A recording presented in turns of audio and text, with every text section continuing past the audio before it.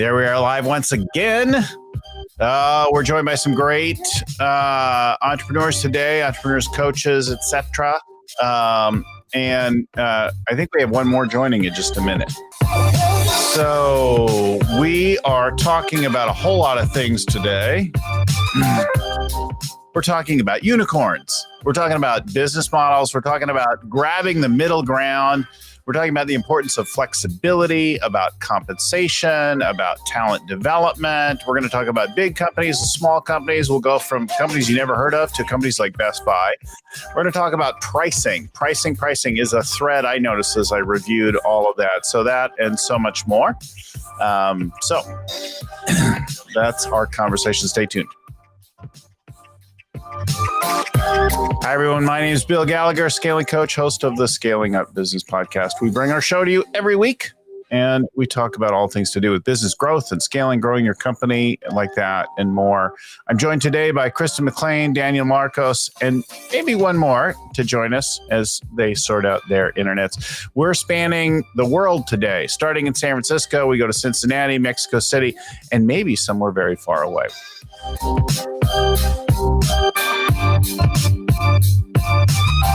So a big hello to Daniel Marcos and Kristen McLean so far. Daniel, where are you? Tell us about yourself a little bit. Daniel's a coach, definitely one of the people who really has been a good friend of mine in the world of scaling up, and really the one responsible for having me kind of embrace the scaling up world in my coaching practice. Hey, Bill, how are you? Hey, Kristen. Super excited to be here sharing with you guys. So I'm in Mexico City. Now I have to come for business for 7 days. So I'm here. And by the way, I'm in a hotel. My wife is going to be walking in the back sometimes. So I'm the CEO of Growth Institute, the online arm of Scaling Up Online. And we've been teaching executives how to scale their company with everything that goes around. We believe scaling up is an amazing methodology. But if you combine it with top grading, great game of business, and these other methodologies, it just skyrocket the growth and reduce the drama. And that's exactly what we do. And we've helped around 10,000 companies scale in the last 9.5 years. I'm also a scaling up coach. As Bill mentioned, I've been a coach for the last 13 years, and an entrepreneur for 23. Having to pay payroll every couple of weeks, people know what that means. So very excited to be here. Thank you. Welcome. And so glad. I love Mexico City. I have only been once to Mexico City. But it's an amazing city. And the food is just mind-blowing. Yeah. Incredible. Kristen joins us from Cincinnati. Kristen, how are things there today in Cincinnati? Doing well. Weather is breaking, which is great. It's been a record hot summer and we've been sweating it out here. So grateful for the change. But yeah, I'm coming to you from Cincinnati. Entrepreneur. I have a computer software business, 25 years old, in the manufacturing software space. And I'm really excited to talk about pricing today. I've been working on pricing in my business. So that was a really interesting piece for me. And then I own a illustration company called the Vivid Ink Company that puts conversations like this into illustrated ink drawings. I've been reading a lot recently, and they say that people are 60 times now more likely to remember what they hear because it's coming at them so fast with a picture. So I had a college professor once who drew the course as we went through the course. And he's like, listen, if you just show up and participate and you pay attention to this, most of you will probably do fine. You don't need to take your own notes. And it really was true. Like, he drew the thing. I could picture it. I could remember it. I don't know if that works for everyone, but it worked for me. It worked for a lot of us. And we've used this visual facilitation in our board meetings, at our summits, at a variety of things. And it really helps people to create a picture of something. And it's not so much the artifact of it, although it's very cool. It's like that process somehow cements us and helps to organize it, for me anyway. Right. For sure. It helps me too while I'm drawing it to remember what I'm hearing, which is why I started doing it in the first place. So, Christine, what you say, I think is interesting. I've been in meetings and I'm talking or whatever, and there are people drawing. And I think they're distracted, and they're the ones that get the most. It's because true. They were having a mental model in picture of what they were doing. I can't remember the word for it, but there's an actual methodology of doodling in a very, very specific pattern. Even if you draw just a pattern repeatedly, that allows you to open that area of your brain that can remember and really participate as well. And there are people who do that as well. I'm really fascinated by them. I can't do that, but I find that to be really fascinating. Anything to stop the squirrel. Before I was getting offended when they were doodling, Right. but now I just like, wow, this is great. Right. They're going to get much better results. Right. And we're also joined now by Liat Lazar from Tel Aviv. Liat. Hey, hi everyone. Good to see you from the technology mystery. Sorry for popping up late, but I'm very glad to be here with this great panel. So, Liat, what time is it for you? You're still in it's daylight. 7 and 10 minutes. Yeah. Yeah. Good timing. So Liat is also a scaling up coach. The first one that we have actually based in Israel. So very excited to have. I mean, we have coaches from Tel Aviv to Cairo to Dubai. Like it's really great to cover the region. So I agree. All over the world now. So welcome again. So Liat, the others were just saying a little bit about what's happening in their world and their work. Tell our listeners, viewers, a little bit about yourself before we get into our conversation. Okay, so I am a scaling up coach, the first to be in Israel, and I'm very happy. And I think it's a great timing to be a scaling up coach in Israel, since the COVID was creating two scenarios. One that a lot of companies went into broke down, and the others started to scale. So this is a great timing to help and coach companies how to scale, because a lot of CEOs found themselves with no knowledge how to do this growth, this massive growth. About myself, I was part of two startups that scaled substantially. I worked in two of Fortune 500 companies. So I am combining the two. I'm an HR executive in my past. So I combine those two skills, the knowledges from the corporates and also from the startup. And for the past 4 years, I'm an executive coach for leadership and management teams. Well, thanks. And once again, welcome. I like what you said about how the pandemic period has forced changes. Vern shares a quote with us recently. If everything were perfect, you would never learn, you would never grow. Beyonce, of all people. And so many companies were accelerating. Now, I was talking with my wife earlier this morning about the incredible hardship and how some people really hit hard, but everyone was pushed in different ways. And if you're flexible, we're going to talk about flexibility. And you adapted. Many of the people that we work with actually accelerated things because they innovated, they adapted, they leaned into the things that were going on in the world. The other quote Vern shares is from Shekhar Kapoor. We are the stories we tell ourselves. And so if your narrative is there's no way to win or that kind of thing, you might be surprised at what actually shows up. I was hearing a podcast this morning. They were interviewing this entrepreneur about if the American dream is still alive. And the guy said, I work with a lot of youth. And yes, it's harder for some communities, but it's still alive. And it's really a mindset thing. If you believe you can do it and you want to mentor yourself or be around mentors and everything, you're going to be able to do it. And so it's still alive. It's just, and by the way, that's the way it's described in the US, the American dream.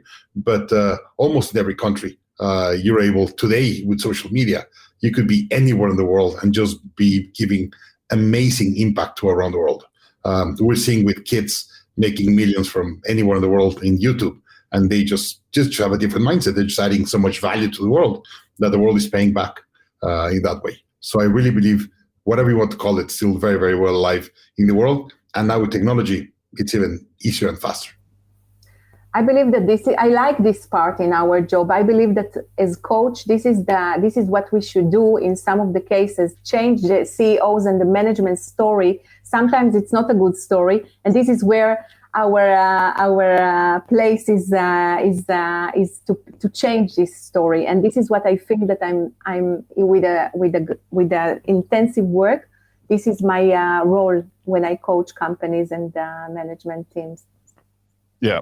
It's really interesting. This time of year always reminds me of things. You watch the Olympics and all these people spend 10,000 hours to compete for, 30 seconds or a minute. Their entire life is on the line. And when you think of everything they've worked so hard for an entrepreneur, it doesn't often come down to that small amount of time. And so it reminds me of what's possible for sure, right? You spend all that time and you make a decision and then you have a chance to make another decision. And so that pivot moment or that innovation that's possible in COVID was really, really gigantic for many of us. Yeah. Well, the flexibility, right? That theme, that's the thing that's rewarded, that responsiveness. People talk about pivoting, right? You got to be flexible to bend, to pivot, to adapt. Now we're seeing it. So I said, we did upgraded all our video stuff and got serious about this in the last year. And that paid off really well. But now everybody wants to meet in person. And suddenly I'm flying everywhere again and looking at my schedule. I'm like, wait. We booked that back to back. There's no travel day in between. I can't get from Cincinnati to Orange County in less than a day. And as we're seeing, there's fewer flights and complications now. So I got back to California by the skin of my teeth. My assistant was delayed for a whole day. That's a pretty significant issue and impact there. So that flexibility now we're seeing with the return to work. I've had a lot of companies now talking about getting people back into the office.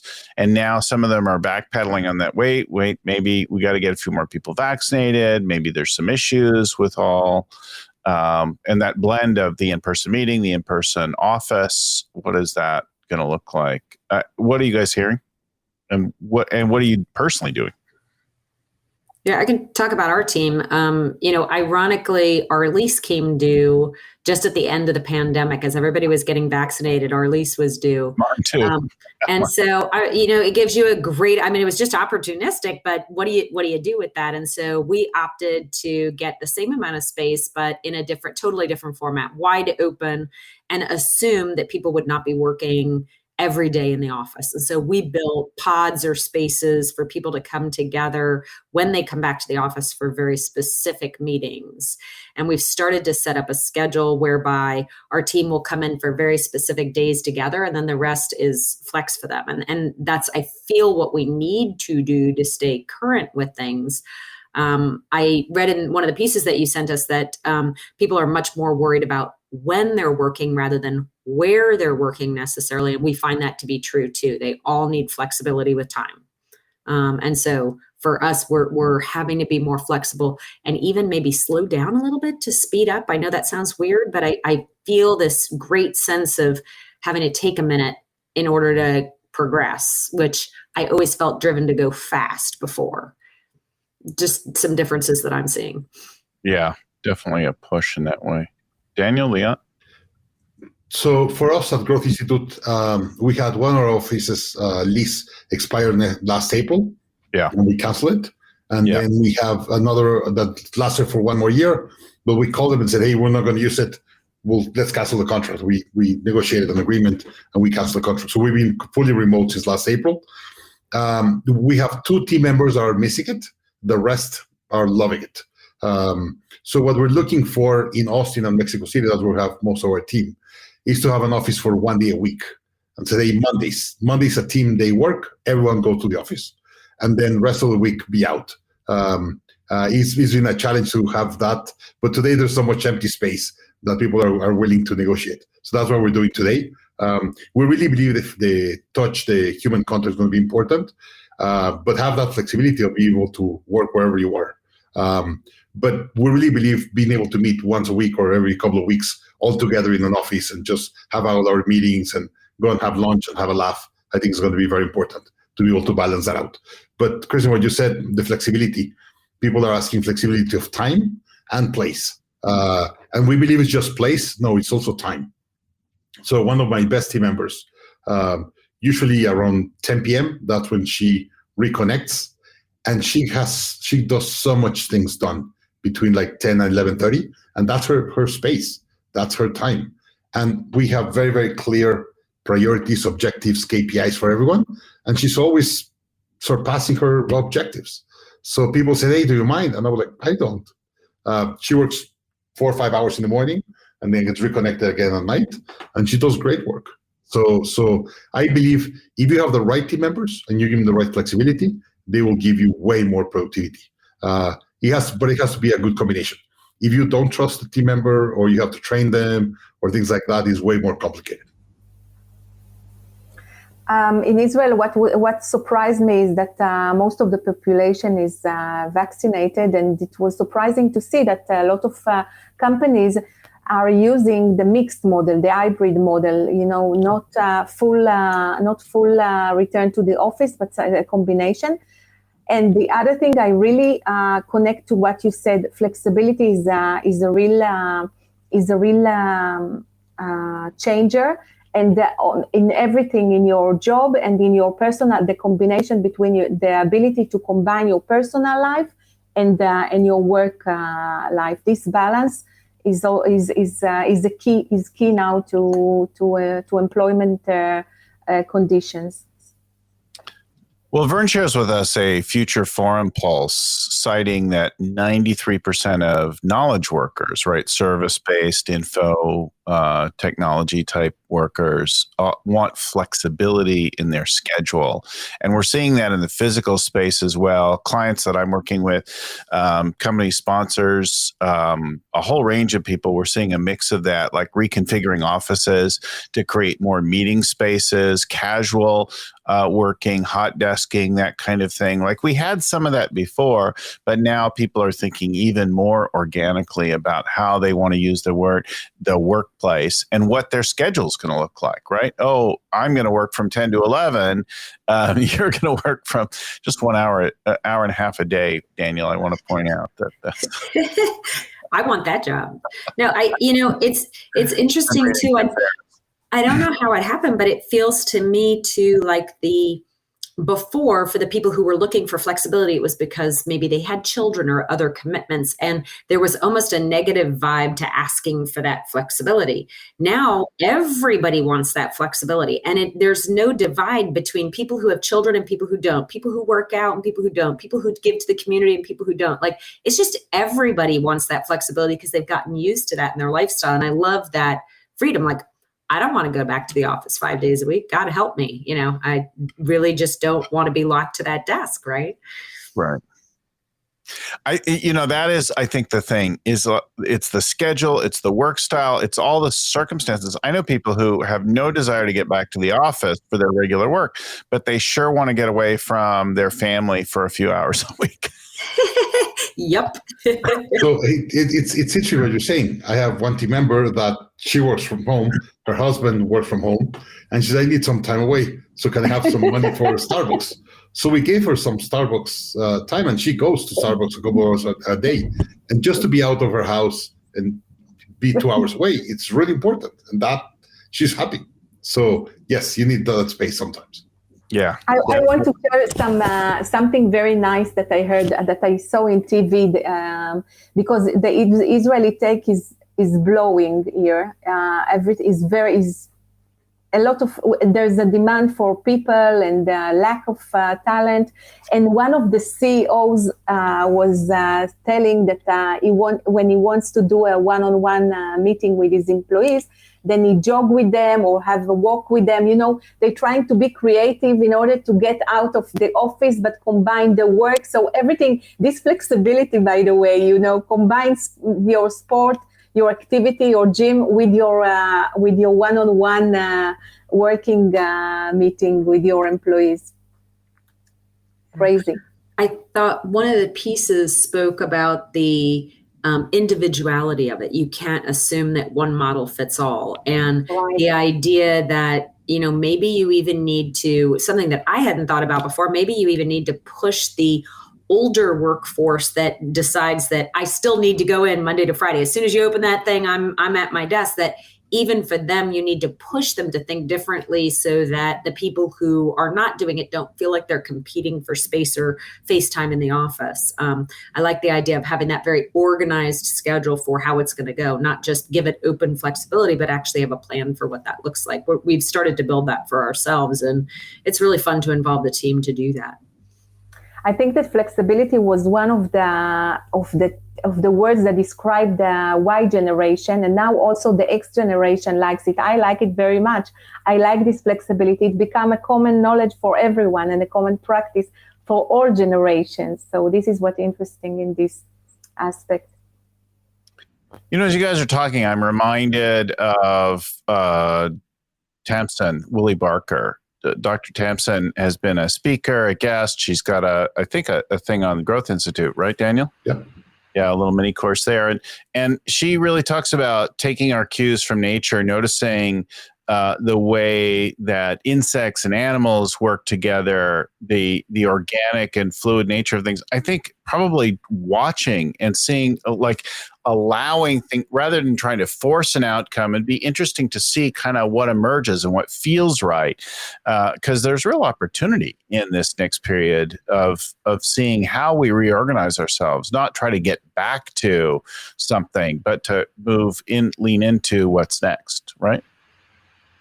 I have a slide that I have that I teach a lot on trying to get people to think differently, and I show like an old style, like old West carriage, and it says culture, society, politics, education, and that's how we run. And it's trying to hold, like instead of a horse, they have this rocket ship, and you're trying to manage all these technologies with a carriage from 1800s. The constitution of the countries was probably written 150, 200 years ago when electricity didn't exist. And now we have electricity, internet, and Wi-Fi and all these kind of things. Just the constitution is completely old. We have to rewrite our political systems, social systems, everything that we've been running with. So I really believe capitalism already expired. We need to build a different capitalism. The one we have has created these billionaires that have really play with the world in many, many ways. And hey, no disrespect, great that they were able to do it. It's just their perspective in life is just completely different. So I really believe all the systems that we built already expired. We need to reinvent them. And for me, this decade of the 20s, 30s is going to be a complete reinvention. And I was talking with someone that teaches this integral leadership. And he said that people are able to think in systems are going to be able to come out of this much, much stronger. Because a lot of the systems of the world are getting reorganized, and the ones who are able to understand, identify them, they're really going to be able to do great. And just on a side note of that, yesterday I was having dinner with my wife. We're here in Mexico, just her and I, on vacation and doing some paperwork that we need to do. And we're having a lot of time to talk and go and have lunch and dinner. And we're talking about how lucky, because of the business that we have and what we have, the liberties that we have in life. And I see people that have 10,000 employees in an office or a call center or a factory. How complicated life is today. So in a sense, really, really grateful and lucky. But in the sense, really, we're just seeing, sometimes we see it on our own eyes or our own perspective. And the perspective of the other people is very different. We're talking about all this flexibility of space and time. Imagine having a factory with 10,000 employees. How do you deal with flexibility of time and space? The knowledge worker, easy. We were able to adapt much, much faster. But there's some other situations that are complicated. And that's where we're having the issues of logistics that we're having. Logistics in the world is a disaster today. I recently moved to Austin. I've been trying to buy a car. It's been impossible. There's no cars. It's just, there's no cars. Like I was trying to get a drive test of a car. 9 weeks. I was not able to get it. So I just said, I'm not going to buy the car anymore. I was not able to test drive it. It's fascinating. So we have the chip shortages, right? And then on top of that, we have the demand for people who have started to be more independent. They don't want to drive public transit. They didn't want to go. Uber's been significantly reduced and moved to food delivery, by and large. I haven't owned a car for 4 years, and just last month I got a car for the first time, right? After 4 years of just being on Uber and in airplanes. So can I just go back a minute? I'm just curious, do you feel like this flexibility that everybody's asking for? I sort of feel that companies that do process-driven work, or companies that use things like Scaling Coach that are very, very rigorous in how they build their culture and what they do day to day, are probably more likely to be successful at the flexibility part. And those that don't, it's more going to be like total chaos. Do you feel that so Daniel, I work in the manufacturing space, so I've been to those facilities where there are 10,000 people in a facility, right? Those are, and we caution the customers that we work with that you have to make the place someplace that somebody would want to come. And very often those facilities that you're talking about might be very, very jam-packed. They don't give people any room to breathe. They're really trying to get the most out of the minimum amount of space. That's not necessarily the best way to productivity or profitability, right? Like giving them the space to have everything they need and move around is actually quite better in both cases, for both the pandemic and for the worker themselves, just in terms of happiness on the job and productivity and efficiency at the job. So Christine, what you're saying, I think I was reading an article that I thought it was brilliant. This guy was saying, in the future, there's going to be just two types of companies: the platforms, and everyone else is going to be a distributor or is going to work through that platform.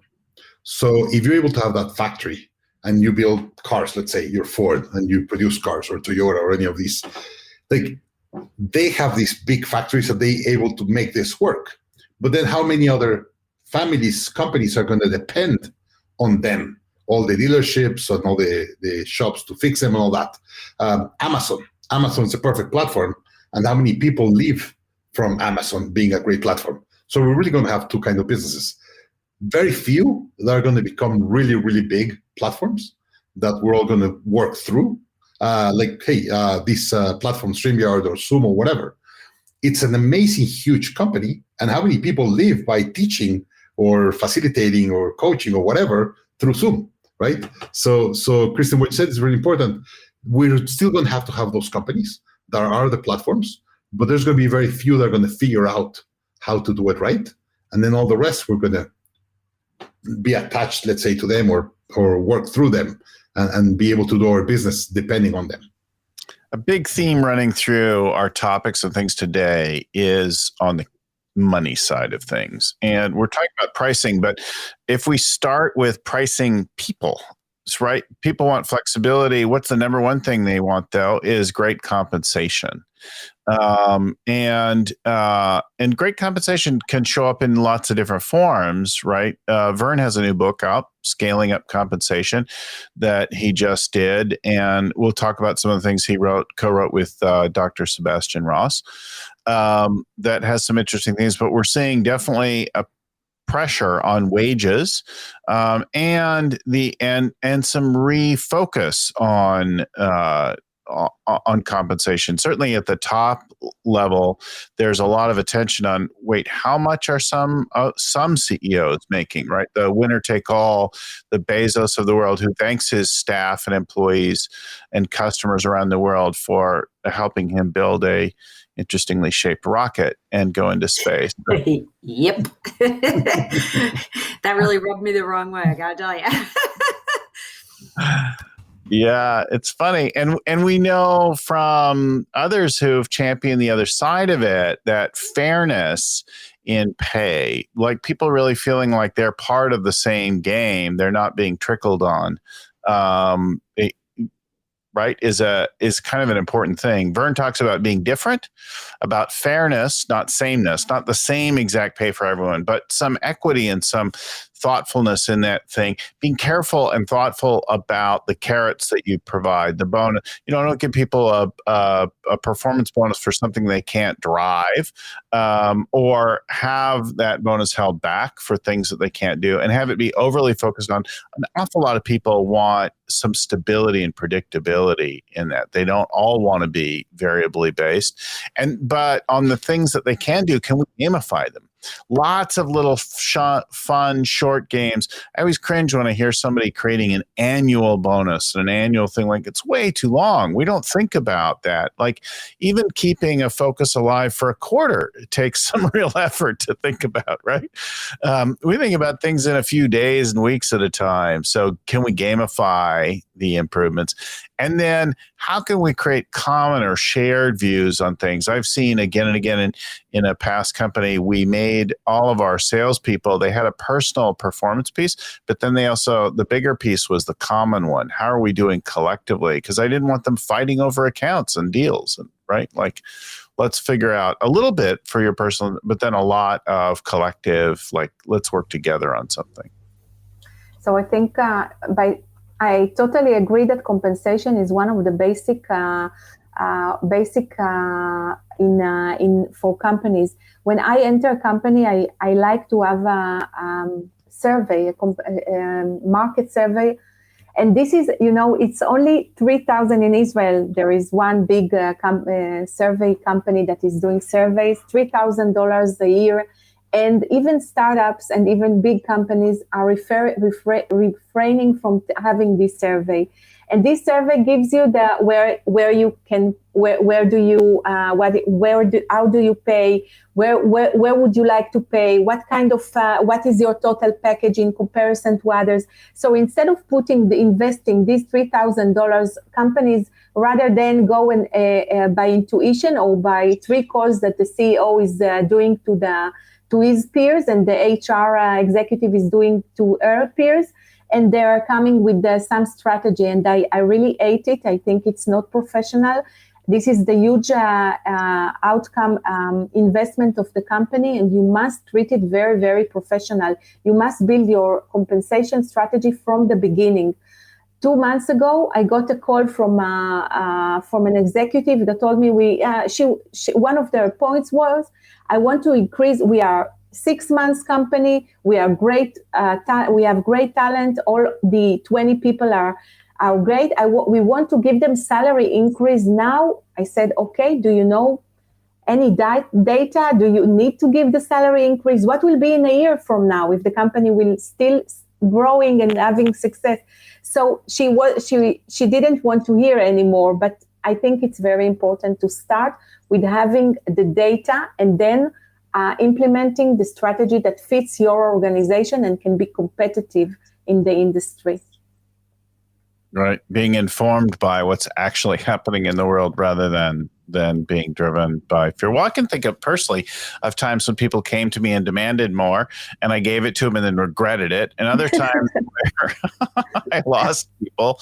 And, it's one of the elements, but God, it's an important one. The other one, our recent speaker, Hubert Joly, really transformed Best Buy, right? And a big piece of that was compensation, right? Compensation and humanity, you could say, in the greatest sense, right? He developed a deep regard for people, and you could hear it in his remarks, and it comes through in his book. But you talk about somebody who created a 10x improvement to their stock price, and it's palpable. I remember being in Best Buy's years ago that it was just terrible experience, right? A big, bright store with a lot of stuff in it that you might want, but just an awful experience. And then recently we had to go and to build out our LA studio and buy a bunch of stuff, right? And I was struck by what a cool experience it was, how much the people helped us. Like,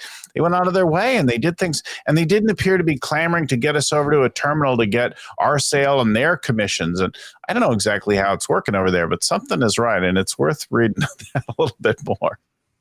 Yeah, and interesting that it's a big box store and was able to do that, right? They often talk about the death of the big box store. And I just literally went into a Best Buy about 2 weeks ago, and it was a great experience. Needed a pair of headphones, not a big purchase, but wanted to get a decent pair. And, that was my one item. And, they helped me. They knew what their product was. You're right. It's a very, very different experience. More laid back too. A little bit techie, a little bit geeky. And if you have tried the outside curbside pickup, it's amazing. Is it? You can't imagine how good it is. Huh. I was blown away. They sent you an email and said, hey, whenever you get to a store, they said your product is ready. Come to a store. You go to a store and you park. There's like this parking lot designated, said parking spot 1 or whatever. You tell them what parking spot you are, and the app has a scanner that the lady comes out and scan through your window, so you don't even have to open your window. So they could check on your app and confirm that it's you, and then they give you your stuff. Incredibly good. And by the way, going back to what we were talking at the beginning, Liat, about mindset. In the book of this guy that did the turnaround, he said everyone was saying Best Buy was going to go under because of Amazon, and Amazon was killing Best Buy, and Best Buy was being called by e-commerce. And the guy said, no, like that's just a mindset that we have adopted. We have to adopt a mindset that we're struggling because we're not doing the right job. If we have the store, it should be an advantage against Amazon, not something against. And he just changed the mindset, and now it's an amazing store, an amazing experience. And he said we should be able, because of the stores, to do better than Amazon. And it's just a mindset stuff, and that's why they're doing so great. It's interesting. Sometimes you really want to go and touch and feel and see and have a direct experience selecting something. And other times you kind of know what you want. And, if Amazon's going to deliver it to you tomorrow or even the same day, you're in great shape. I needed some special cable yesterday. And Amazon, sent me 3. And they arrived the same day, right? And I didn't have to take time to go to the store, that kind of thing. But when I needed to go and think about, like, okay, what kind of an alarm system are we going to put in this studio? And, what are we going to, like, I wanted to go look at it and think about it, right, in a different way than I might do with an online shopping thing. So. Yeah. Getting right back to the office experience, right? There are going to be people who don't want to go to the office, and there are going to be people who want to touch and feel it, right? It's that whole mindset of nothing is one way anymore, maybe, that flexibility of choice of how you buy, how you work, where you work, sort of seems similar pattern. So this notion of figuring out what you need to do from compensation, from workplace, from pivoting, from all of that kind of thing really speaks to why our coaching practices have had such a huge growth in the last year. And sometimes people are like, wow, so much. And yeah, we bring experience. We've all largely been senior execs, or most of us CEOs of companies at different points and through different stages. But it's not even so much that as a coach doesn't swim in the same water as you, right? So they're outside of your world. They can see what you're doing. They can observe it. And that additional perspective, bringing then also perspective of a lot of other companies, is the thing that's so great about the coach. And the coach doesn't know your industry, doesn't know your company, doesn't know your problems firsthand like you do. But that's also the benefit, because they're outside of all that. They can see what you do. And their real commitment, their real strength is they care. They want you to win. They have some tools. They have some experience to apply to it. And then just a very different perspective. Commitment to your winning and a totally different perspective. And that's why any coach really, and why coaching has been such a huge thing. So if you think this sounds like a commercial, it is. Yeah, and I want to add, because I really, since I'm a year with the scaling as a scaling up coach, so I think that the mindset and the experience that I have it's good, but this combination with the scaling up tools, it's endless. The opportunities are endless, and everything is going together very, very well. And you see in shorter times the results. This is what I see in the companies. So if you want to find a coach in your area, you can go to scalingcoach.com or send us an email, info@scalingcoach. We'll put up the links to the folks here as well. But we're happy to help you find a coach, whether it's Tel Aviv or Cairo or Frankfurt or Cincinnati. Like wherever it is that you need, or the style, right? We all have a little different style. I know coaches who are really great at accountability, and they're focused on holding you accountable. I don't do that hardly at all. I know coaches who bring no, I want you to have a breakthrough in the way you see the world and the way you work together and like that. I have I'm really great at some things, but I'm not some other things. And each of us has that. I know a coach who's fantastic with the numbers, who brings real rigor to their look at your numbers and discerning patterns. I do a little bit of that. It's not a big, like knowing yourself, knowing who you are, and which is what's so cool, not only geographically, but also like stylistically. What do you need? So we're here to help with any of that. I want to add another thing.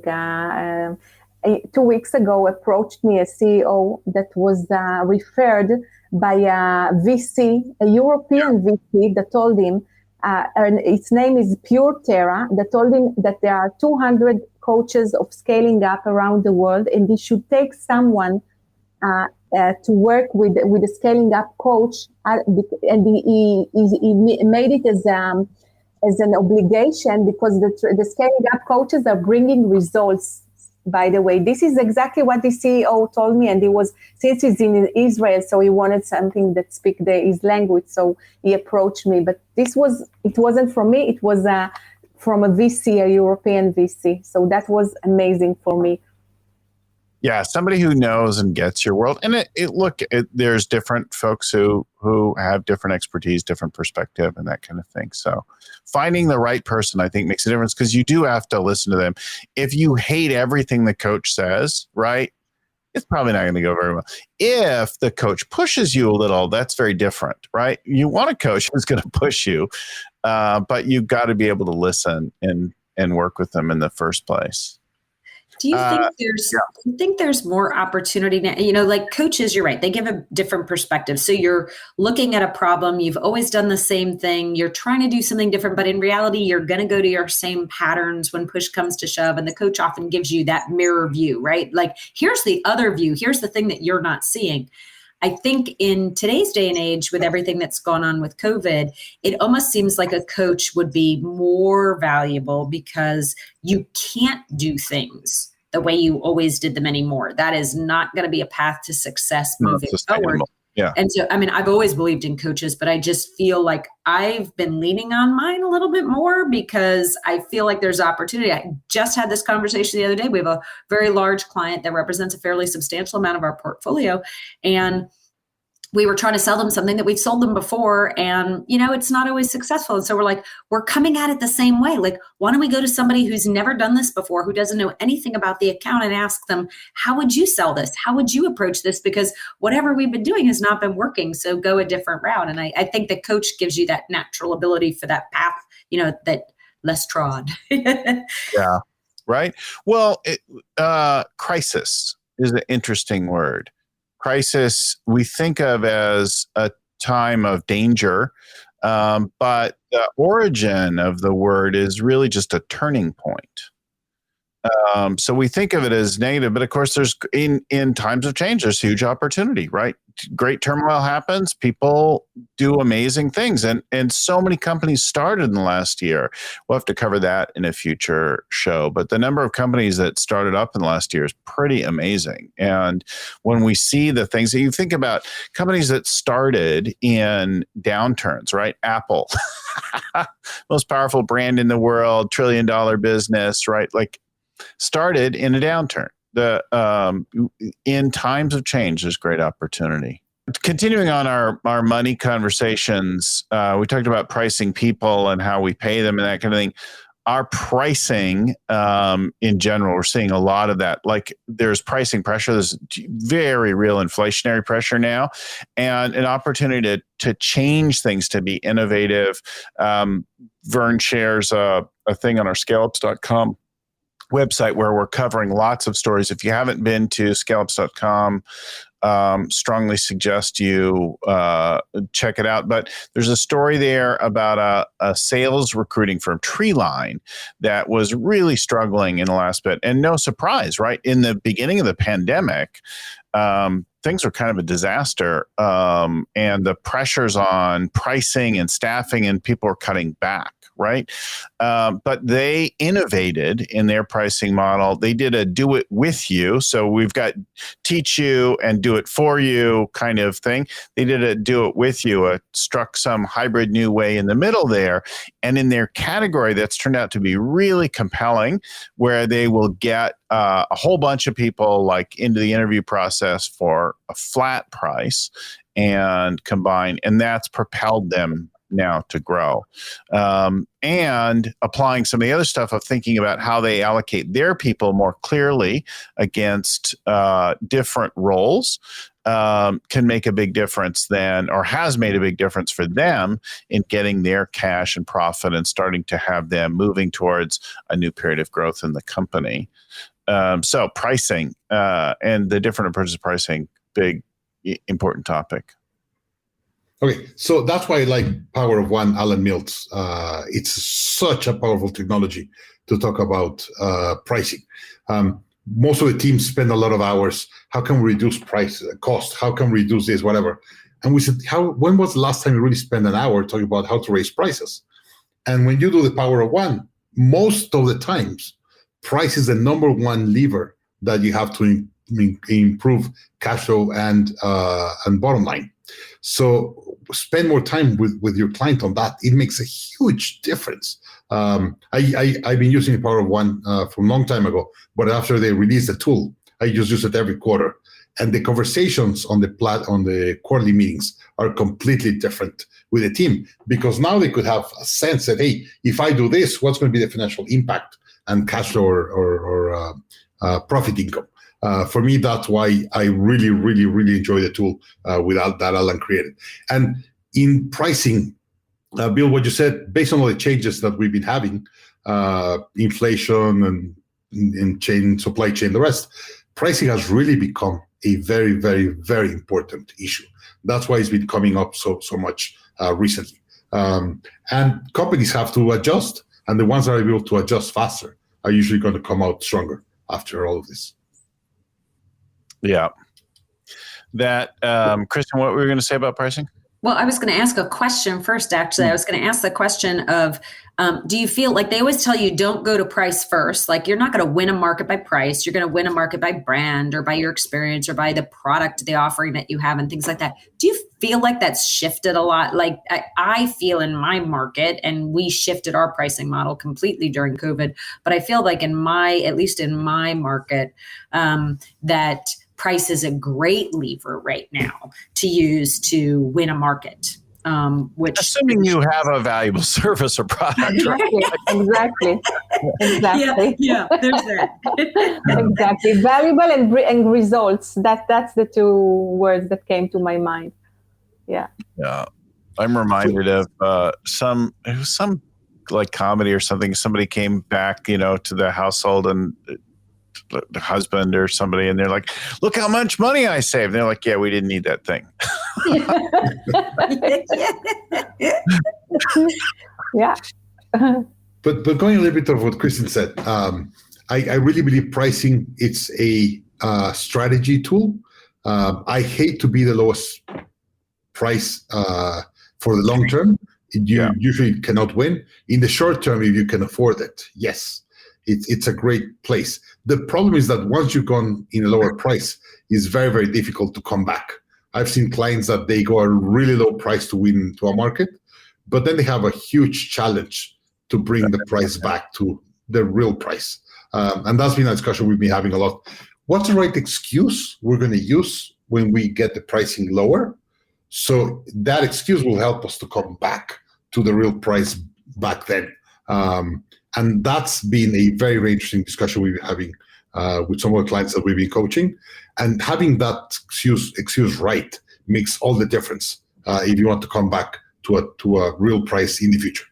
And for me, the low price long term, very few companies have been able to do it, like Walmart.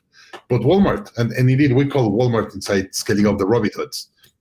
I don't know anyone that loves to sell to Walmart, but they all sell to Walmart because it's Walmart, right? But no one enjoys really selling to Walmart.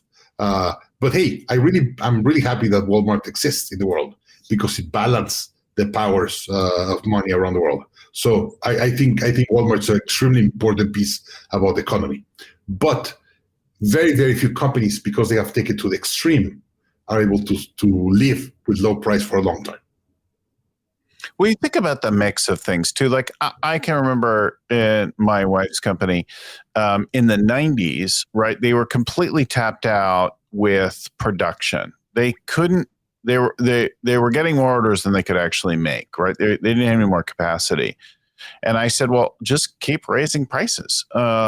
And so that went for a number of years. They kept raising prices, and the orders didn't go up. So in some of the gains in those late 90s were really due to, and certainly aided by the price increases. But then came 2001 and the downturn and the end of that gravy train. And suddenly there was tremendous price pressure, right? So then it required to go and rethink that the whole supply chain, but as well as the design, and to produce things for a different time, right? But I've seen this a couple of times. Like I've had people say, "Oh, we need to hire a pricing firm and figure out." I'm like, "No, you don't. Just figure out which clients are you losing money on, and figure out how to raise their prices until a few of them go away." And then when they start to go away, you've raised the prices enough, right? Like there's a balance there. And you could do the math on it and do fancy analysis, but really like you could just raise until you start to lose a few accounts, lose a few contracts, and then you've begun to find the right sensitivity. Seems like data is always the winning source, right? Like right? But it could real be evidence. Real evidence on the ground.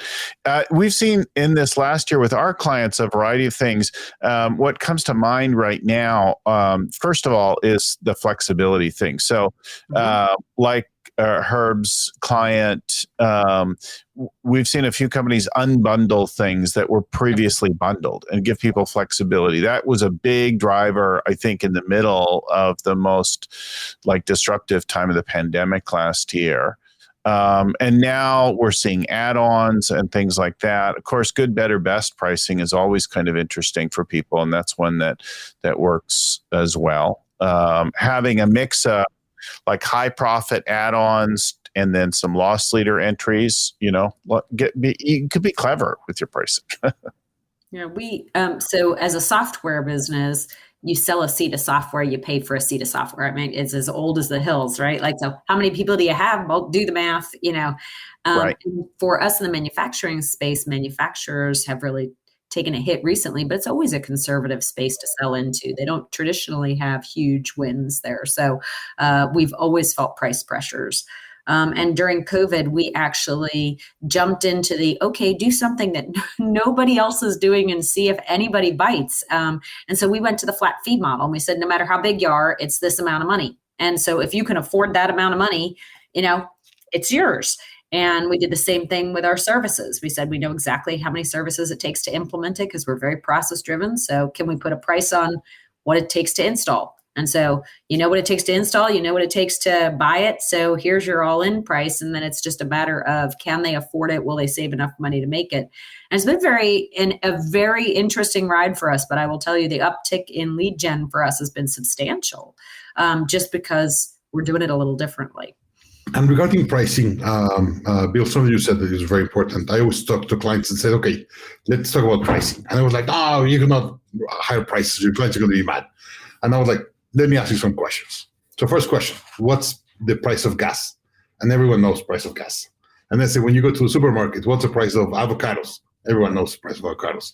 And then you ask like 3 or 4 prices. And then you say, okay, what's the price of Kleenex? Or what's the price of toilet paper? No one has any idea of the price of toilet paper.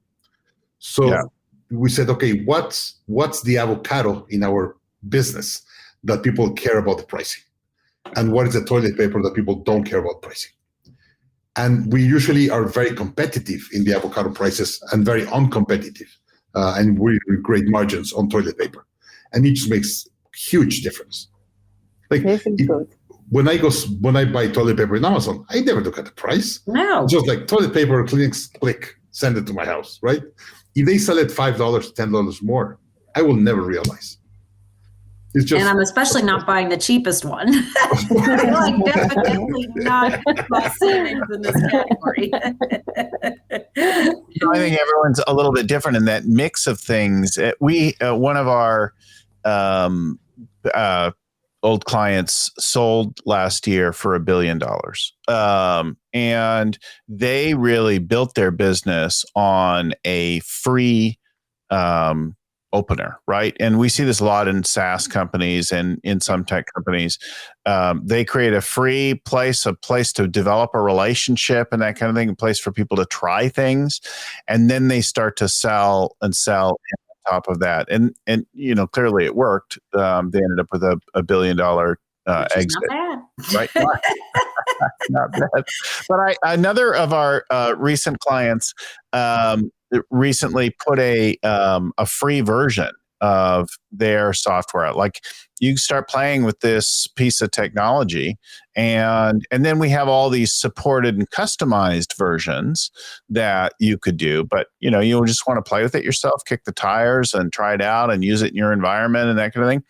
Boom, and that helped them propel to they're the dominant player in their category worldwide now. Right after a few years, after being a small collection, a small team who started with a scaling up process. We've got another going into that, building a free offering right now. That mix of things. We just did one with our most recent workshop. We did a 2-day masterclass, 4-part masterclass for people, and we had a free tier. Like, you can come in for free. Interestingly, a vast number of the free ticket folks didn't even show up. And they watch things later in replay, and they're just getting access to stuff and seeing. So pretty low engagement there. But then it went significantly up from there in the cost to attend. But then those people got private coaching session, they got digital tools, and they got live real-time interactivity, and they got their own little breakout rooms. And so there was a whole bunch of add-on for that. But you know, the whole thing together was more than we've had in a couple of years in that kind of a workshop. Do any of you have workshops or events coming up to that we should shout out? So we have the Scaling Up Master Business course that we run every quarter. We have one starting next week. Usually we get 80 or so companies going through the program together. And you get all the videos with Vern and everything. Very, very, it's our most demanded class at the Growth Institute. And it starts next week. Next week, jump in now. If you're watching live, and if you're listening when this comes out in audio, you want to get immediately in and jump in faster, because this will be next week by the time the audio hits on this. People seeing the video will get it a little bit sooner.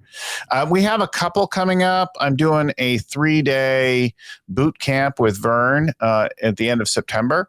It'll be at Lake Tahoe at a fantastic venue in Squaw Valley. So if you want to come join us, 3 days, I think we only have a couple of spots left, 1 or 2 companies left in that. That's a small group of CEOs and COOs coming together to do a 3-day deep dive in stuff. So you're doing the scaling up basic work with you and your second in command.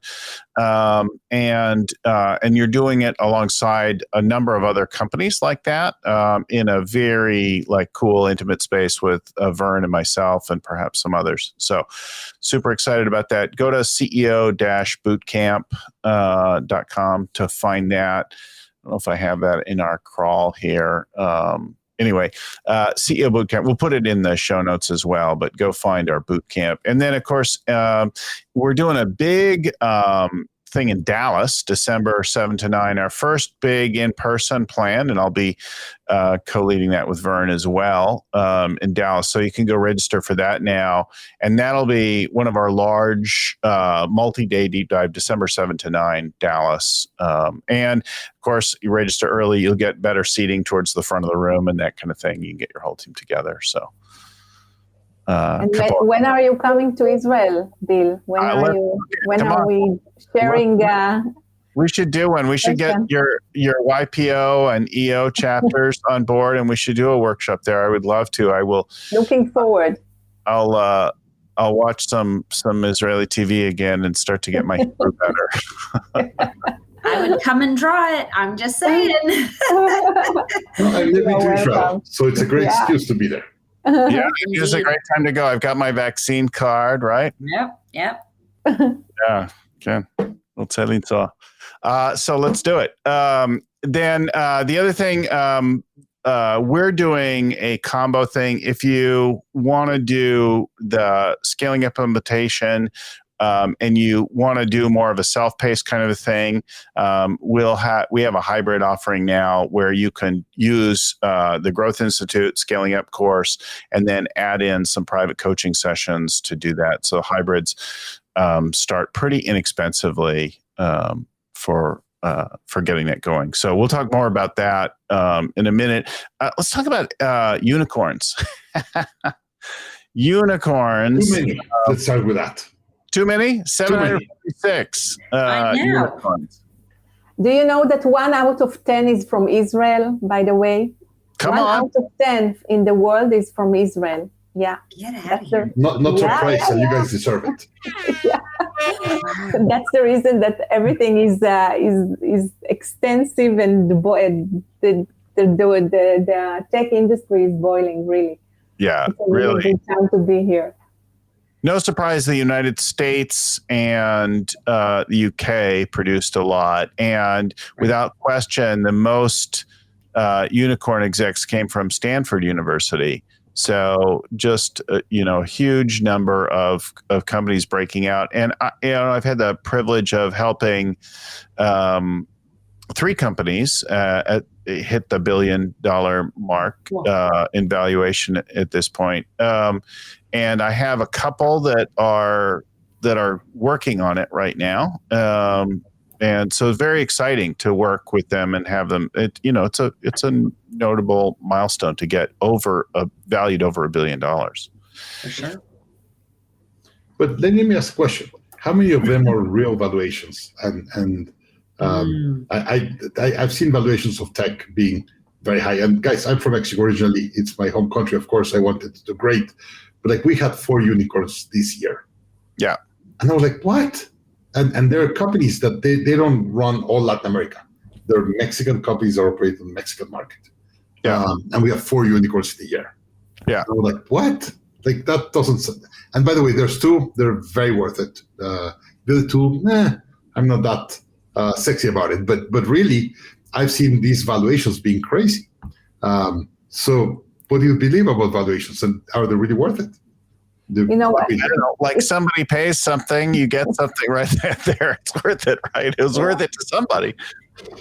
Exactly. Yeah. Worth it to an investor, worth it to the stock market. You look at so much of that and you think, look at the stunning rise in the value of Tesla relative to the automotive industry and historicals, right?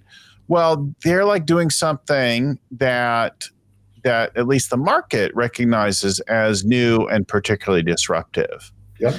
And you might criticize that at the fundamental level, but I remember very distinctly the first time I got into a Tesla Model S, and I got in, and it was an aha moment. The dash looked like that, and then my friend said to me, he said, "Watch this," and he put the pedal down in the car, like my head snapped back, and it was completely quiet, not like a whole growling kind of thing.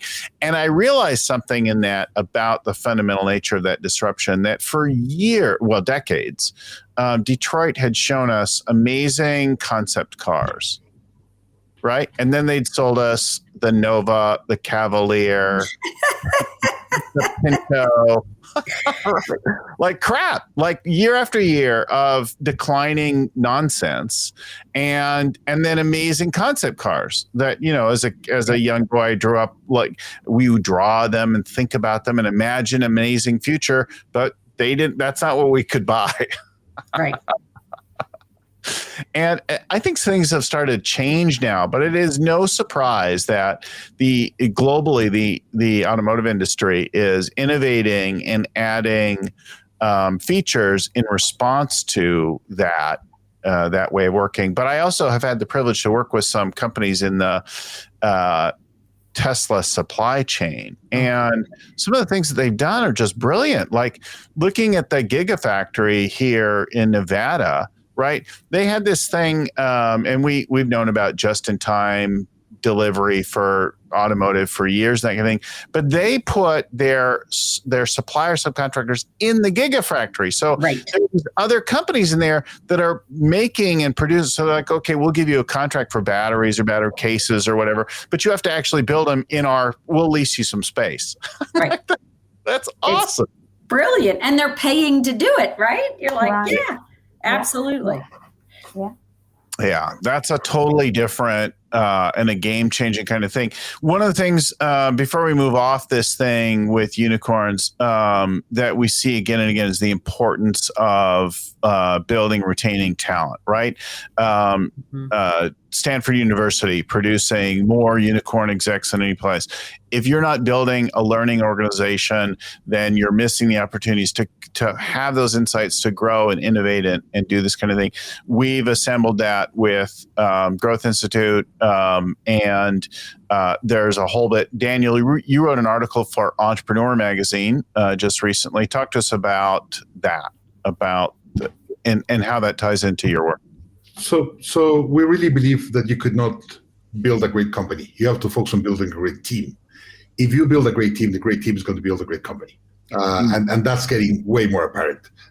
In the book of the turnaround of Best Buy we just talked about, it was perfectly apparent. We really believe that you have to work on building this team. And if you go back in history, one of the best decisions that the business has done is like when G was the dominant company in the world, they had Crotonville, and Crotonville was their secret weapon. Interestingly, Steve Jobs learned how to focus on one project for 2 or 3 years when he was at Pixar. And when he came back to Apple, that was his thing, right? Focus 2 or 3 years in building something that is amazing. When he knew he was going to die, when cancer came back and he knew it was inevitable, he said, what's the one thing I have to do to keep Apple alive? And he built Apple University, and it's a university for their employees. And now Apple is worth, 5 times from what it was worth the day he died. So you really have to really start focusing on building this knowledge inside your company. And that's where the private universities, and today you could build your own private university for pennies on the dollar compared to 5-10 years ago, accessing the best thought leaders in the world. And we've seen this happening on and on. Indeed, we had one of our clients just got sold. It was a painting company. He had like 30 or 40 painters, and he got acquired by a company with 200 or 300 painters. And I kind of did a case study with one of our students, our executives. And I told him, hey, what happened? And he said, well, I was in a conference that I met this competitor of mine, much bigger than me, 6-7 times bigger than me. And we began talking, and I was telling him everything I was doing in my business. And he said, like, you're running much better than I'm running with a 30 people company than I'm running with a 200 people company. Mm-hmm. So he acquired him and said, whatever you did in your company, I want you to replicate it inside my company. And this guy has built a learning organization from a know-it-all to a learn-it-all. And by the way, interesting story, if you see the first speeches that Satya Nadella, the new director, the new CEO of Microsoft, he said, we're going to go from a know-it-all organization without attacking Ballmer. But Ballmer thought he was the smartest guy in the room. And he changed it to completely a learning organization. And you've seen the stock of Microsoft. Just interesting story. When Steve Ballmer was CEO, the company lost it was worth $50 when Steve Ballmer took it, and 14 years after was worth $36. The stock went down 30% in 14 years. And then Satya Nadella comes in as CEO and has multiplied valuation by 6 times by doing a learning organization. So there's enough proof in the world that the more you focus on growing your team, the more your team is going to grow your company. And that's kind of the feedback that we wrote on the article for Entrepreneur Magazine. I would like to add another perspective. 6 months ago, I did a survey among software developers, and I asked them, what will make you leave this company? What will be the number one reason? And the number one reason was that their personal development is the most important thing for them to stay in a company. And so it's exactly support, what you said also. I think Liat, it's a great segue into what technology has been able to do for us, and the whole virtual thing has been able to do for us. Harvard, MIT, all of them, Wharton, are putting all of these free classes online because the virtual university thing has opened up so much. And so to your point, Leah, they're worried about their own personal development. I don't want a book club where we're all reading the exact same book and then we're all going to talk about that exact same book. Like, I want to push myself in the direction that I want to go, and you're going to go in your own direction, but we're going to take this company forward. And that whole virtual university thing for me has opened up so many opportunities for my people to be able to take on what they want to do, right? Growthinstitute.com. And by the way, we're building private universities for companies with access to the best of different. Salim, Pierre Diamandis, all these amazing thought leaders, and we build your own private university for nothing. So many of the coaches, certainly we give all of the short courses to our clients as part of a learning library. And I find that we do have to recommend things to them, like, hey, I think you guys should go watch this one now, to get them to engage it. And some people do more, but the interest now and the acceptance of the online learning has just really increased this last year, especially when it's done like right by design. We've watched our kids and public schools do online learning in mostly a very mediocre way, and not with a lot of expertise. But with our thought leaders, with our gurus, with our coaches, we've moved and developed better platforms, better delivery, things that are really suited to this online, and in particular that asynchronous approach, like where you can do it on your own time and then add in a cohort or some private coaching and that kind of thing to complement it. I think is really brilliant. You still have to guide some of the learning, but if you go back to a case study that they did at Better Book Club, it doesn't matter that much what they're learning. What it matters is that they're learning consistently. And they're going to figure out how to add things. We have a case study inside Growth Institute that we have $2,000 per year for employee development. Any employee could spend $2,000 for their own development. And we had an employee in customer support that she came and said, hey, you know what? I've been trying to take this certificate in public relations. Would you mind paying it? And I was like, it doesn't have to be in anything with your job, but we have to do it. So we paid for her, and she went through the program. And when she finished, she gave me a proposal and said, hey, I want to build the department of PR at Growth Institute. And I was like, we don't have a PR department. And she said, that's what I was. Let me give you an opportunity. Maybe and she gave me a business plan of what can we do. And it's been amazing what she's been able to do. And it came because we sponsored a program for her in a training that it was not in her field. And she just saw the company in a completely different way and brought a really important piece of the company today. Yeah, I had a CEO tell me a few years ago that, I don't want to spend money on training my people, and they're just going to go work for somebody else. They're going to demand a higher. I'm like, okay. So have a bunch of people who are falling further and further behind in your employment, right? Like, where's the logic in that? I'm waiting for their job. I'm like, it's very narrow. There's no innovation. If you're only focused on the immediate tasks of their thing, it requires all the concentration of the thinking to happen in your head or in your senior leaders, right? So we're talking about 5 or 6 people that are doing any kind of innovating and creativity, and everybody else should just do your job. Like, okay. Somebody's going to eat your lunch. So I tell people, if you don't, imagine you. Sorry, go ahead. Go first. And I was going to say what Leah was saying earlier. You either are going to give them the training and you're worried they're going to go elsewhere, or they're worried that you're not giving them the training and they're still going to go elsewhere. So it sort of doesn't matter which path. You just got to do what's right for the company and for the person, which is provide them the opportunity, because they may do something magical. Or they could be untrained and hang around forever and be less and less valuable to you over time. So when they leave, you're like, thank God that person left, because they never learned anything. That's the alternative. I asked them, hey, imagine you train them and they go. Yeah, that's okay. But imagine you don't train them. What's the alternative? Exactly. They will say, what's more expensive? Right. And let me go back to salaries and compensation, the other day I had an employee come to me and say, hey, I heard that this person that has been 2 years in the company is making more money than I'm doing, and I've been here 10. So I need you to raise my salary. And I was like, you should be ashamed that you've been 10 years in the company and the person with 2 years is giving more value than you. So figure out how to give more value and then come back to ask for a raise. And then you should get paid for the value you create for the company and for the world. Yeah. So the more value you create, the more money you make. So you should be ashamed that that person in 2 years is creating more value than you. And she's like, oops, I'll be back. That was the last conversation of that. One of our training programs that we have been working on the curriculum for and developing for a number of years is done through the Entrepreneurs Organization. It's the EO Accelerator Program, where we take a piece of scaling up and we apply it to very early stage growth. But, scaling up is really about growth. We're not about just an operating system to get your company. We're really growth oriented. And so we've had a really great partnership with that EO Accelerator Program. One of the participants, Angela Poynton, founder of a company called 11 out of 11. It's a content marketing firm.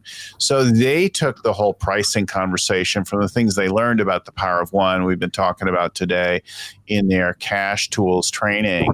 And the biggest thing she did was get more paid up front. Right. So they did boost prices a little bit, but they also got a bigger upfront investment and dramatically changed the cash situation of the company. So a little boost in pricing, a big boost in when things are paid. And that has helped her to grow her business to scale well beyond 50 people now. And then pulling those folks together, thinking about that whole cash model has given her a really cool business in a category that, we're seeing a lot of people in that. And she's started to leapfrog as a result of that. I'm reminded, too, of the approach that we've had with both our own clients as well as the companies that they work with, getting folks to change how they buy, right? When things are paid for and that kind of thing can make a dramatic difference in your ability to grow and fund the growth, fund it internally.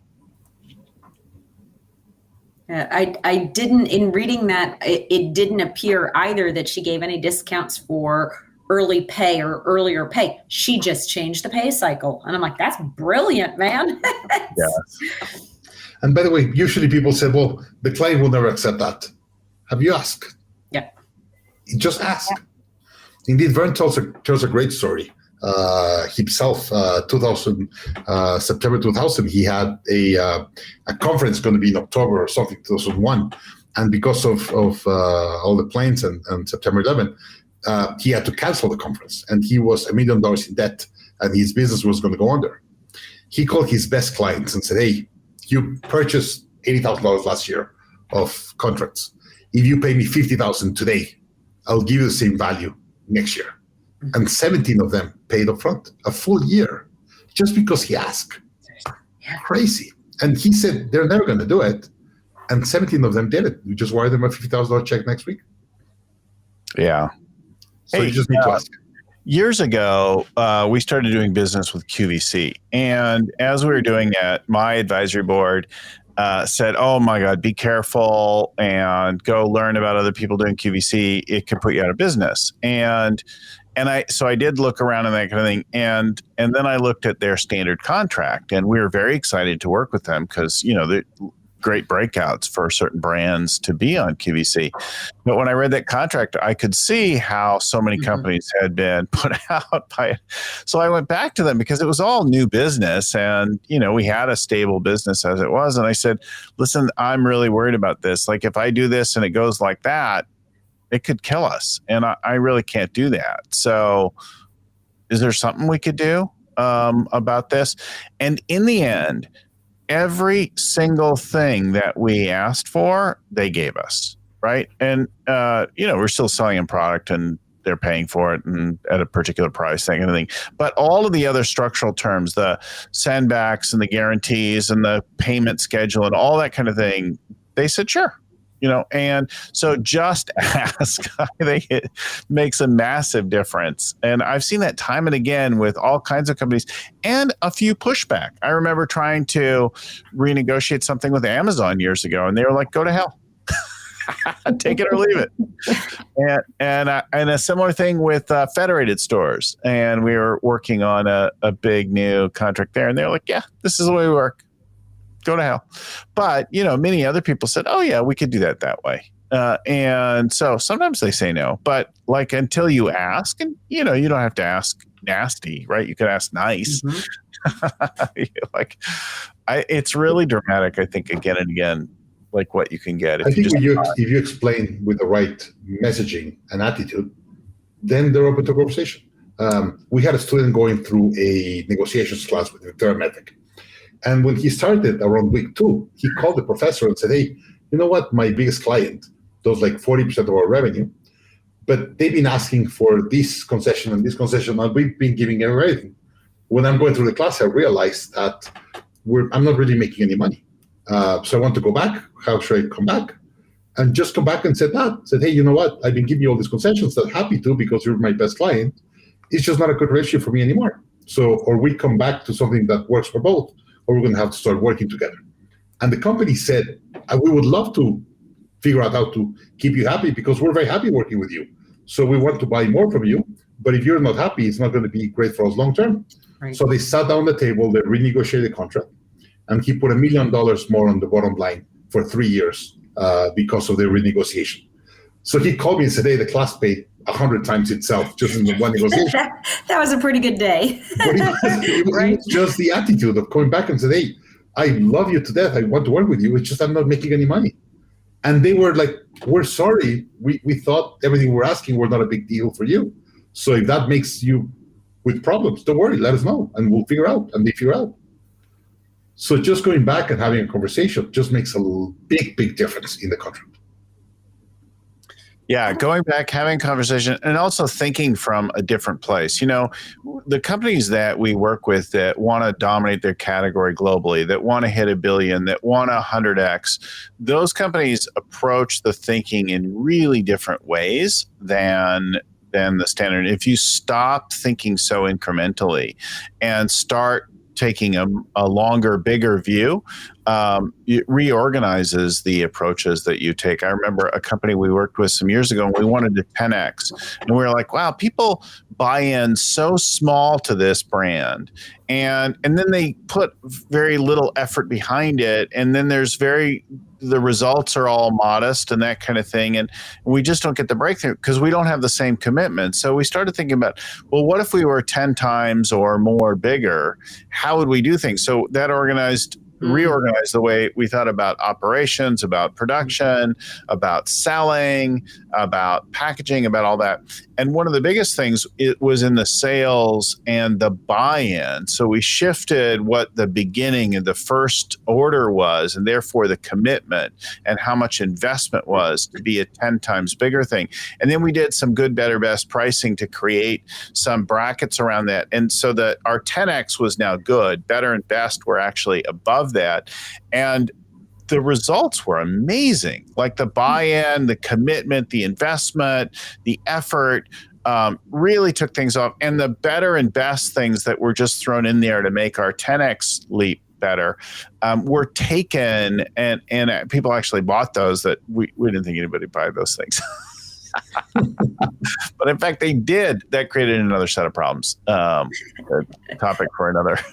So quick story. At the Growth Institute last April, May, we wanted to have a big change, and we hired this agency to help us grow our classes. And we did our plan, and the agency said, hey, for us to really give you value, you have to triple your class sizes on Scaling Up. And one of my team members said, it's impossible. We're going to triple the classes. We're going to give a terrible experience. And we were like, no, let's think about this. And someone said, no, we can. And we had this discussion a couple of months ago. We quadrupled the size of the class, but we were obligated to get this thing we call masterminds into the class. Before, it was just one call with a group. And then we said, hey, if we have 4 times the students, we could afford to do masterminds. A lot of people, that's what they value the most in the class. They said, like, oh my God, the videos with her are amazing. The coaching calls with her, but the guys is great. But the masterminds, that's amazing because we're in a group of 8. And even pushed because of the marketing agency said, hey, we could triple or quadruple the size of your classes. And we said, hey, how can we keep this small environment feeling to you are getting these one-on-ones or very close. And we were pushed by the marketing agency to improve our product. And that has changed dramatically the way we run Growth Institute. And we were able to more than double revenue in the last year. And the completion rate and experience grew like 10, 12% because of that. So don't just see it on one perspective. Talking a little bit of what we were talking before. If you're able to think in systems and see how the systems interact, you're going to be able to do much better than that, much faster to everything that is happening.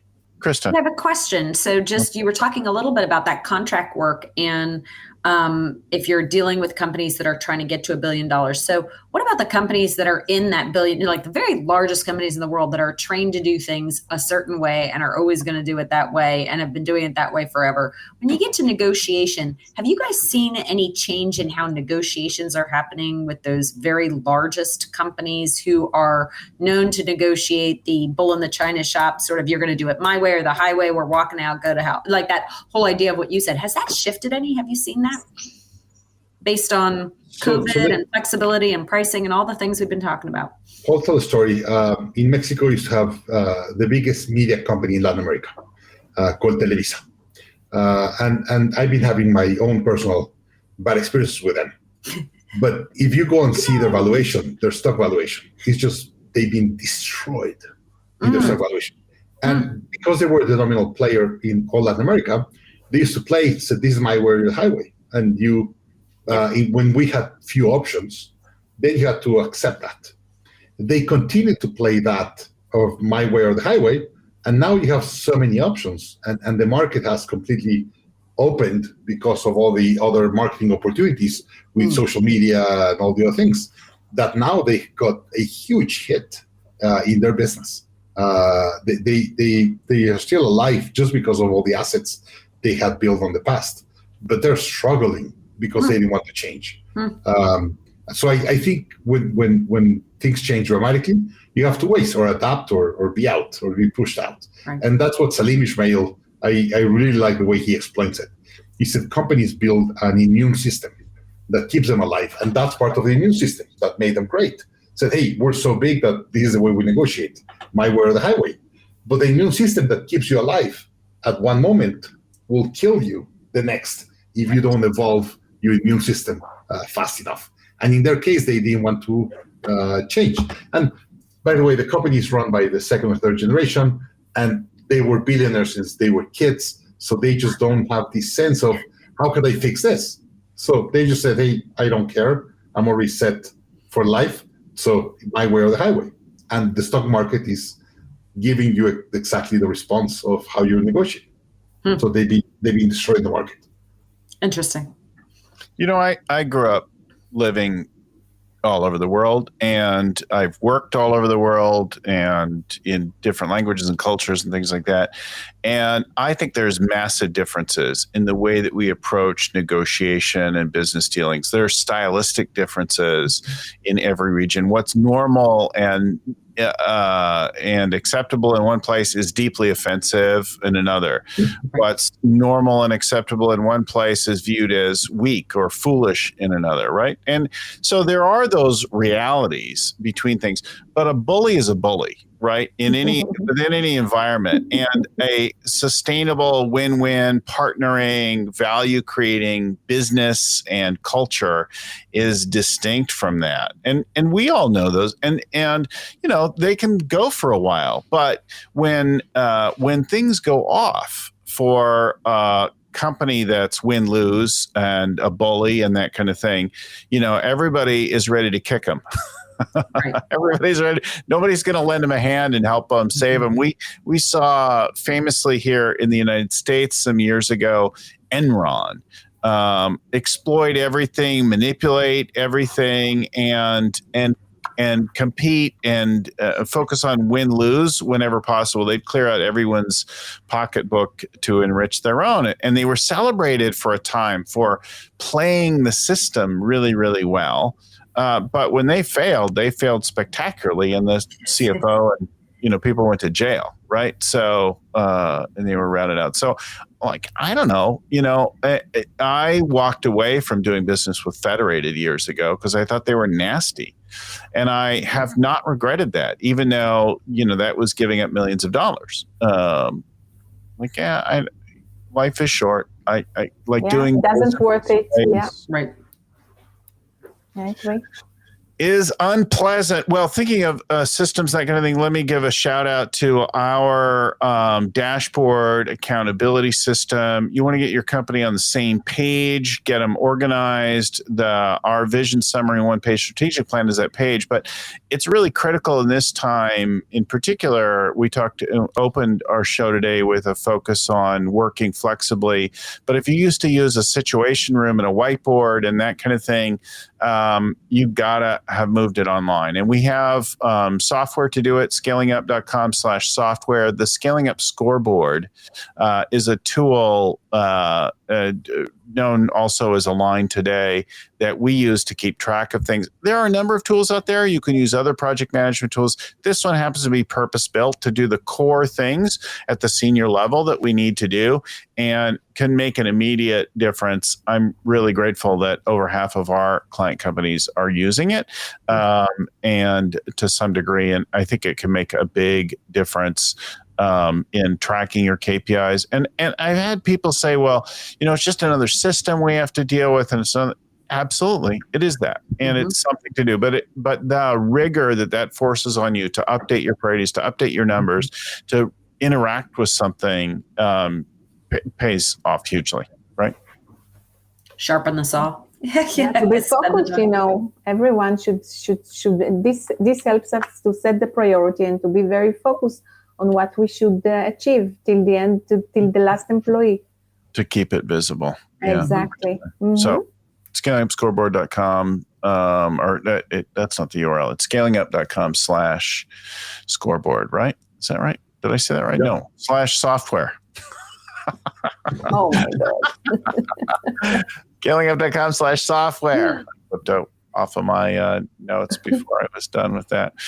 Hey, I teased at the beginning of the show we're going to talk about strategy, and we've referenced a lot through our conversation about moves in strategy, but there's a recap or a relooking at what that actually means. And we're reminded that the work that led into scaling up is the Rockefeller habits. And the Rockefeller habits was Vern Harnish's distillation of the business practices of John D. Rockefeller outlined in Cherno's book, Titan. And it's useful to note that Rockefeller controlled 90% of the oil industry before his 40th birthday. Now, that was an early stage industry. He was a pioneer in that industry. But this move that he did of seizing the middle, we've seen again and again in place. Is there something that you could move to control? In this case, he focused on transportation distribution, locking up contracts with railroads and then controlling and forcing people to sell out to him, the distributors, and the refineries.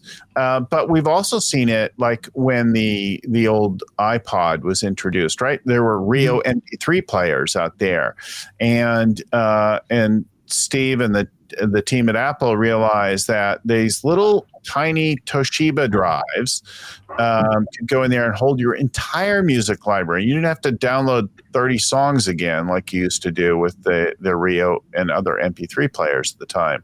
So he bought up all the production. And that's the kind of thing that we're thinking about. Could you do something?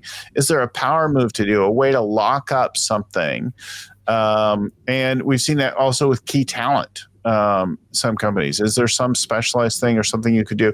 Maybe not globally, but in your region or trade area. I don't know. Do you have folks working on these kinds of moves? I have a couple. So 100%. Today, the more strategic companies, they understand what's the bottleneck of the industry.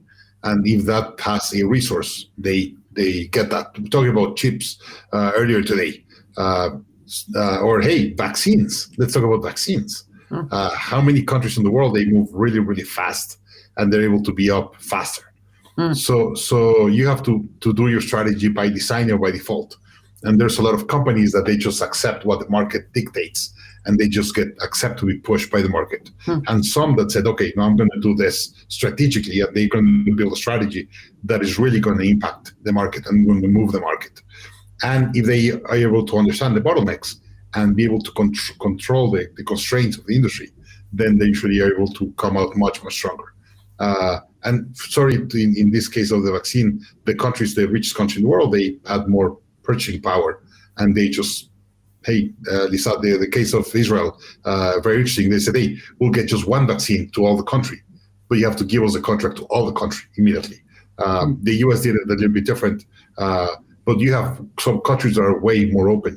I'm in Mexico today, as I said, and outside of my hotel is one of the places that are putting vaccines. People are doing 8 hours of line to get a vaccine today. And it's just, they cannot go back to work or something like that.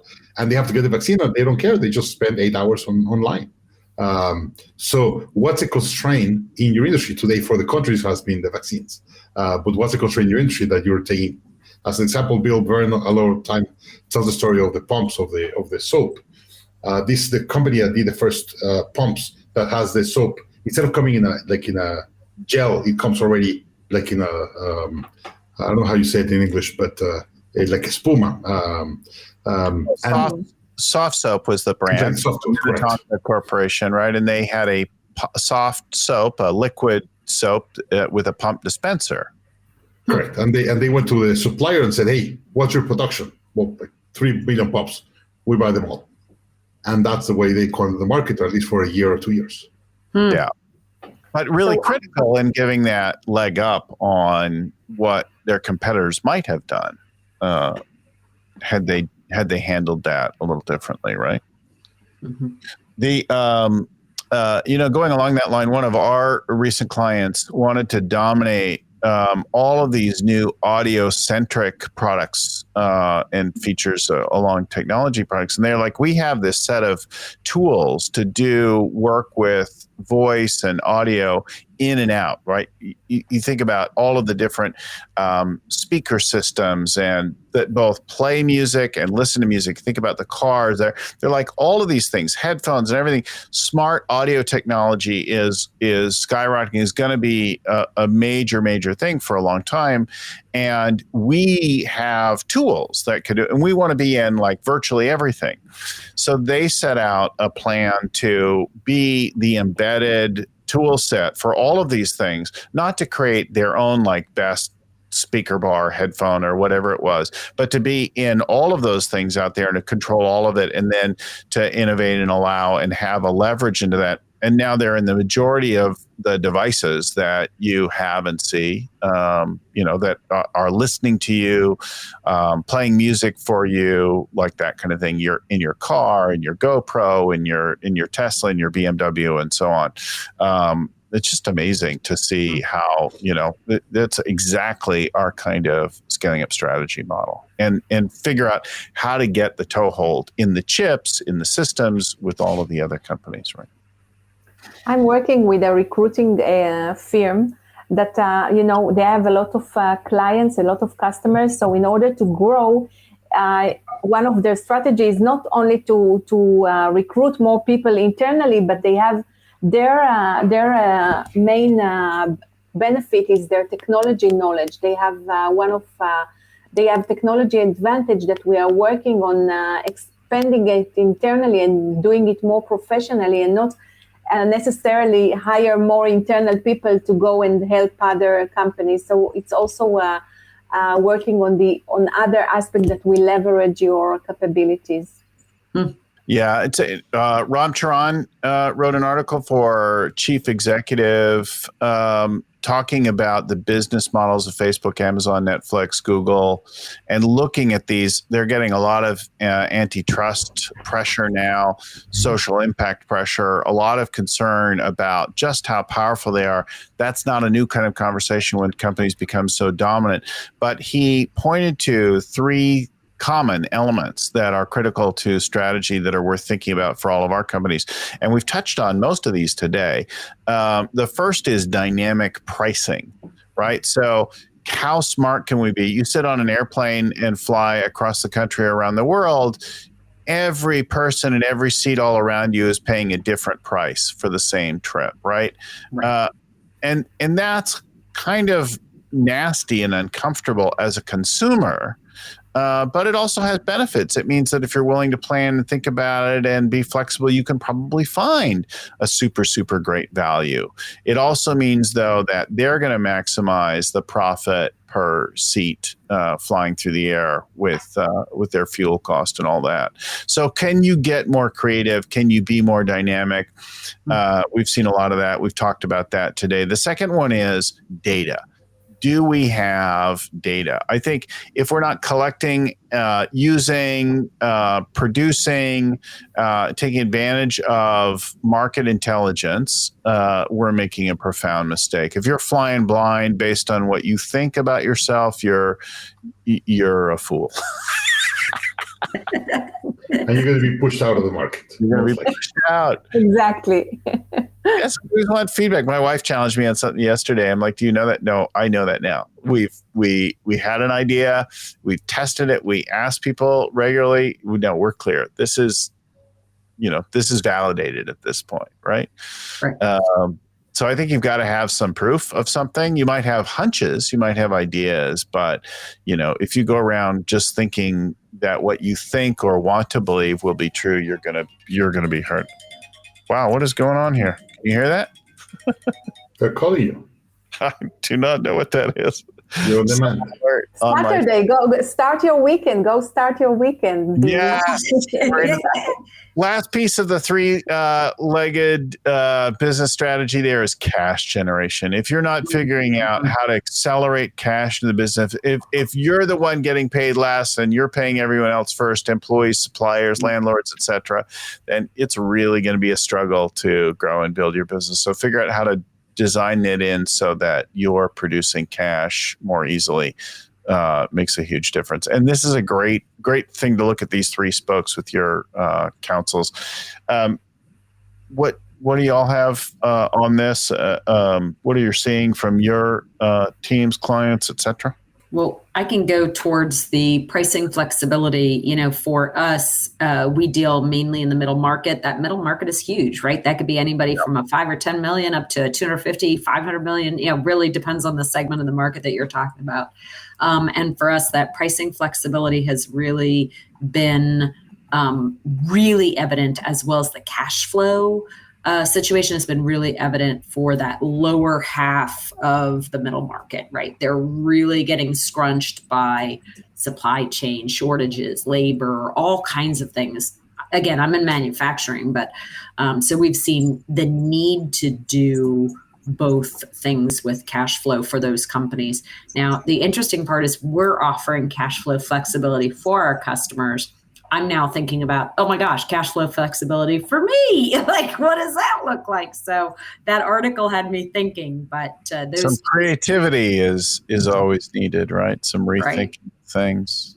And the data thing, I'll just do one last piece on the data thing. One of the things that we constantly go back to is how often do we connect with our own customers to ask them data on how they're doing when there's not a problem, right? Now, for a coach, you're naturally reaching out to people all the time. But for us in software, we have to make an effort to reach out to people when they're not reaching out to us. And so we just started a data collection survey that we're going to be doing, reaching out to all of our customers this year to just see, how are you doing? It's been a year since we've talked. Like, the pandemic has changed a lot of things. What are you seeing? What do you need? And getting back to the flexibility we talked earlier, we feel that that's going to be a part of coming out of that, right? Everybody's going to have their own needs and wants. That flexibility across the board is critical right now for business and innovation, I think. Yes, some new approach to all of those pieces. Yeah. Daniel, things to promote, links, that kind of thing for you all to share? Growth Institute, if you want to build your own private university with thought leaders like Salim Ismail and